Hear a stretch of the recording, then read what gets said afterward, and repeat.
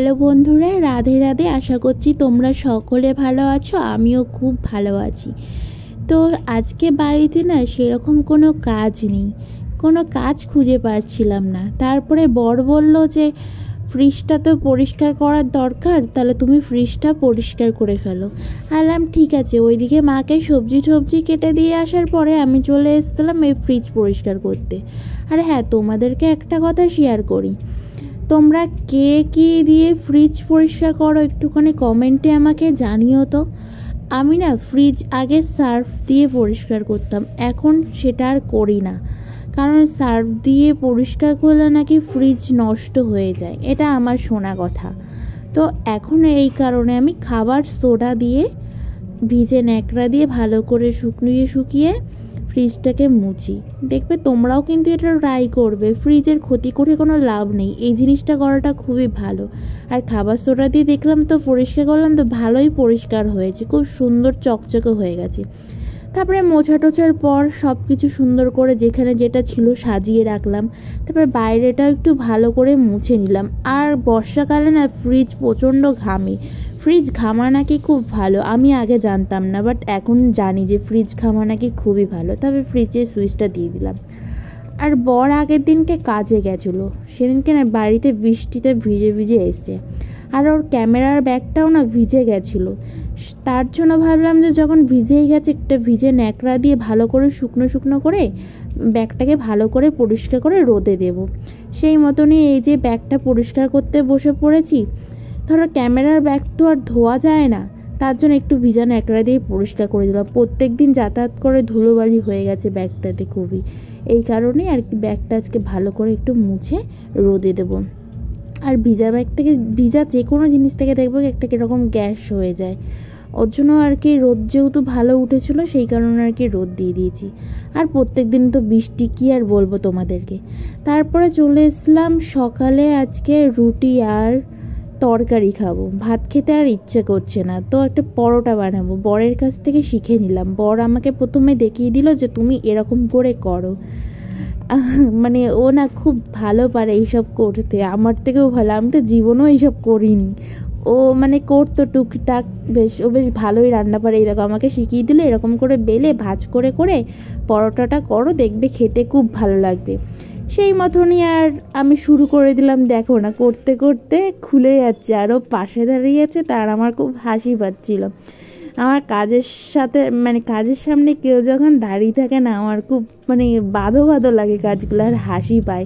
যেহেতু আমার ভুল হচ্ছিল, এর জন্য আমার খুব হাসি হচ্ছিল। আমি বলছি তুমি কি আমার ভুল ধরবে? বলছি না না তুমি করো, শিখতেই তো মানে করতেই তো শেখা যায় আর কি। আমি বললাম হ্যাঁ দেখো কি সুন্দর করেছি, গোল করেছি।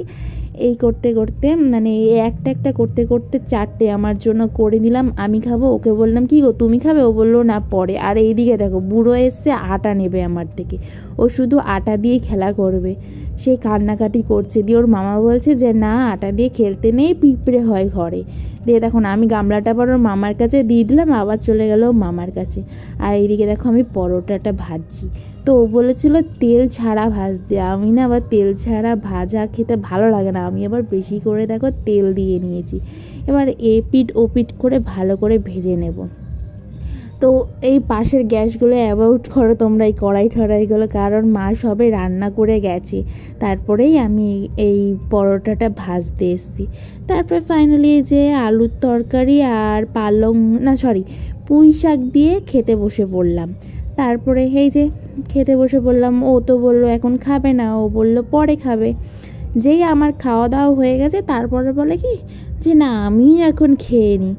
দিয়ে ও নিজেরটা নিজেই করে নিল, আমাকে আর করে দিতে হলো না। ও বলছে থাক তোমাকে আর করে দিতে হবে না, আমিই করে নিচ্ছি।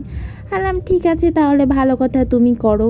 দেখো কি সুন্দর করে ওর রুটিগুলো বেশ ভালো ফুলছিল, মানে যেগুলো বানিয়েছি ও না তেল ছাড়া করেছিল, আমি তেল দিয়ে করেছি, এই কারণে আমার রুটিটা একদম ফোলেনি, ভালো হয়নি, কিন্তু খেতে টেস্ট হয়েছিল। আমার বরের হাতেও পরোটা যাই রান্না করুক না কেন খুব টেস্ট হয়। তারপরে তো খাওয়া দাওয়া তো হলো, এবার তো গ্যাসটাকেও পরিষ্কার করতে হবে। এই যে আমি চলে এসেছি কসবাইট আর সার্ফ দিয়ে গ্যাসটাকে ভালো করে ডলে পরিষ্কার করতে। দেখবে রান্নাঘর বা যে কোনো ঘর দুয়ার যদি পরিষ্কার থাকে না, দেখবে মনও খুব ফ্রি হয়ে যায়। আমার তো সেটা মনে হয়, আমার খুব ফ্রি লাগে ঘর দুয়ার পরিষ্কার থাকলে। আর মাঝে মাঝে না খুব রাগও হয়, তোর পরিষ্কার করার পর যদি ঘর কেউ নোংরা করে না, সত্যি খুব মনটা খারাপ লাগে যে এত কষ্ট করে ঘর দুয়ার পরিষ্কার করার পরে যদি কেউ যদি সেই জিনিসটা যদি না বোঝে, ঘর দুয়ার যদি নোংরা করে, আমার খুব খারাপ লাগে। কিছু বলা যায় না দেখবা সবাইকে।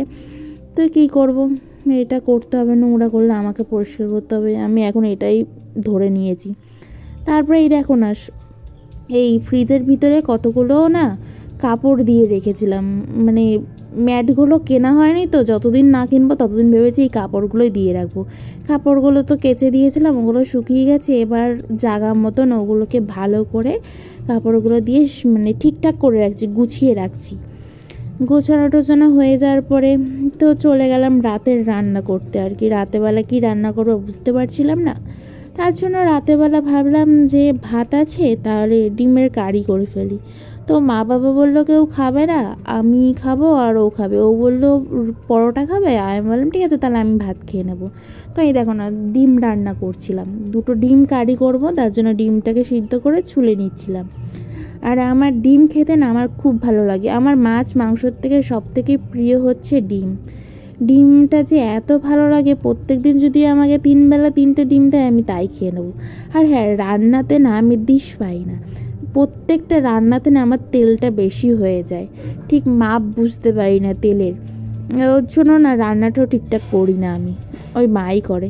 তারপরে এই যে কড়াই তেল দিয়ে এখন ডিমটাকে ভেজে নেব। আর ডিমটা আমার কড়া কড়া ভাজা ভালো লাগে, নয়তো না হালকা ভাজা হলে আমার একটু ভালো লাগে না। তো এই হলুদ লবণ দিয়ে ডিমটাকে নাড়াচাড়া করে আর কি ভেজে নেব, তারপর আর কি রাতের খাওয়াটা কমপ্লিট করব। তো তোমরাই কিন্তু বলো যে আমার ব্লগগুলো তোমাদের কেমন লাগছে। যদি ভালো লাগে প্লিজ চ্যানেলটি সাবস্ক্রাইব করে দিও, আর একটা লাইক কমেন্ট করে দিও, আর আমার পাশে থেকো বন্ধুরা।